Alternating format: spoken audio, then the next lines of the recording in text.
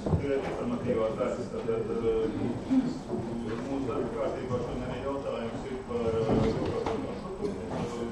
sabiedriskā transporta komisija ir apstiprināta 1. septembrī šo transporta kā regulāru, pagarinot autobusu līdz robežiem, un līdz ar to visi turpmākie maksājumi tiek veikti jau caur centralizēto maksājumu kārtību. Un sarunas no ierīces noplāno par nama rekonstrukciju, par uzbūves ieviešanas pasākumiem, jo pirmotnējā versija bija pilns ietekmes vidas novērtējums, pilni auditi, kas tās apmēram gadu. Rezultātā visi mūsu ārkārtas pasākumu novēršanai atkāpjas.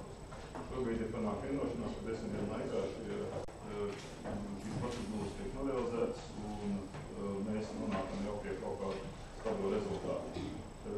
Un vakardien esam iesnieguši arī dokumentu par finansēšanu Dāmju rekonstrukcijai, pirmajiem darbiem, pirmajiem pasākumiem, saņemot kredītu un pēc 30% apjomu mūsu līdz nodrošināšanas saņemot arī valsts līdzfinansējumu ar 100 000 apmērā. Par vakardien tad iepirkuma biroja mājaslapā jau ir publikācija par uzvarētāju un galīgo lēmumu par brīvības īdos rekonstrukcijas turpinājumu. Uzvarētājs mums ir ACB, līdz ar to mēs jau varam formēt līgumus un turpināt brīvības īdos rekonstrukcijas darbus. Par bērnu dārzu iepirksumiem Maltas noziņos. Klausa kungs par tekošiem darbiem. Tātad būvniecība vairāk vai mazāk veiksmīgi turpinās visos objektos, un kopš pēdējās domes sēdes ir pabeigti tātad 2 objekti. Viens no tiem ir Brīvības iela posmā no Suntažu līdz Kranciem ielai.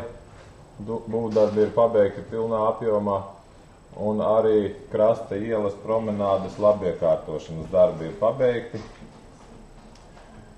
Turpinās darbi tātad visos pārējos objektos, kā jau jūs redzat, un pats sarežģītākais objekts mums ir tātad Malkalnes Tīnužu ielas krustojums, apļveida krustojums, kurā mēs redzam, ka būs noteikti jāpagarina līguma termiņš, jo ir daudz un dažādi neprognozējami, teiksim, darbi jāveic, un arī veidosies papildus izmaksas. Diemžēl šos te darbus nevarēja paredzēt ne būvnieks, ne arī pasūtītājs. Darbi turpinās Jāņa Čakstes prospekta rekonstrukcijas darbi.